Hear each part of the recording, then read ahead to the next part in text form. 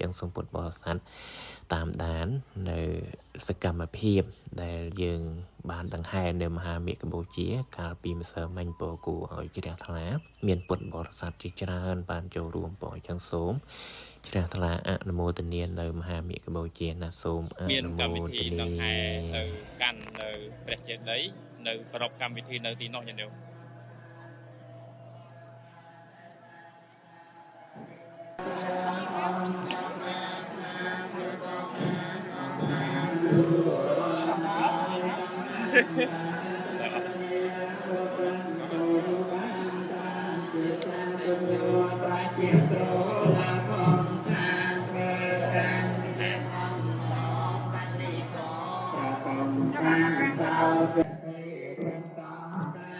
ចម្រើនពរញាតិញោមពុទ្ធបរិស័ទនេះគឺជាកម្មវិធីដង្ហែនៅមេកបូជាឥ